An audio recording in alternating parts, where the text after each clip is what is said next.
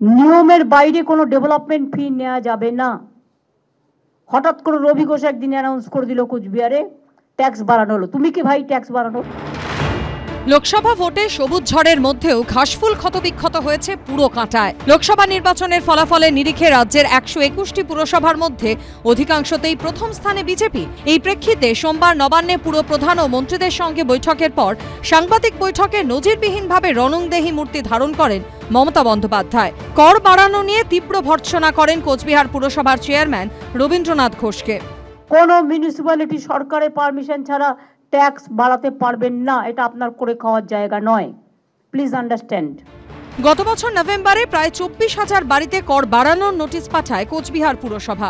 হাজার হাজার বাসিন্দা বর্ধিত কর নিয়ে আপত্তি জানান। গত 29শে জানুয়ারি কোচবিহারে একটি সরকারি অনুষ্ঠানের মঞ্চ থেকেই চেয়ারম্যান রবীন্দ্রনাথ ঘোষকে বর্ধিত কর স্থগিত রাখার নির্দেশ দেন মুখ্যমন্ত্রী। গত 15ই এপ্রিল নির্বাচনী প্রচারে জেলায় এসে মুখ্যমন্ত্রী জানিয়ে দেন কোনো ট্যাক্স বাড়ানো হবে না।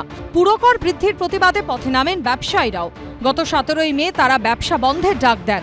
এই পরিস্থিতিতে মুখ্যমন্ত্রীর ঘোষণায় স্বস্তিতে জেলার ব্যবসায়ী মহল।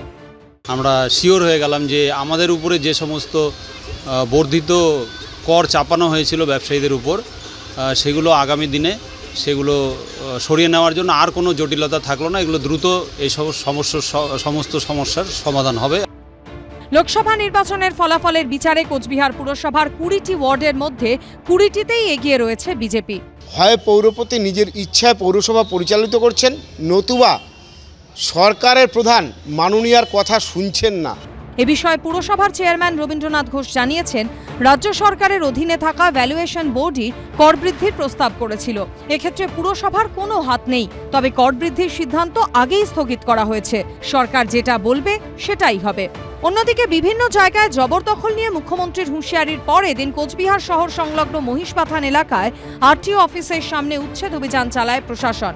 এর আগে এই এলাকায় উচ্ছেদ করতে গিয়ে বিক্ষোভের মুখে পড়েন মহকুমা শাসক। জবরদখল নিয়ে মুখ্যমন্ত্রীর কড়া হুঁশিয়ারির পরেই নড়েচড়ে বসেছে কোচবিহার জেলা পুলিশ প্রশাসন। ইতিমধ্যেই কোচবিহার শহরের বিভিন্ন এলাকায় যে অবৈধ যেভাবে জবরদখল সেই ভাঙা হচ্ছে, ইতিমধ্যে পেল অর্ডার নিয়ে আসা হয়েছে।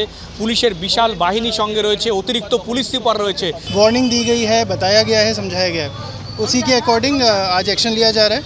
এরকম অ্যাকশন এরপরেও চলতে থাকবে, পরবর্তীকালেও চলতে থাকবে। আর আপনার মাধ্যমে আমি আরেকটা ওয়ার্নিং দিতে চাইছি যে এইগুলো যে আছে ইলিগাল কনস্ট্রাকশন যেটা আছে সেটাকে তুলে নিতে।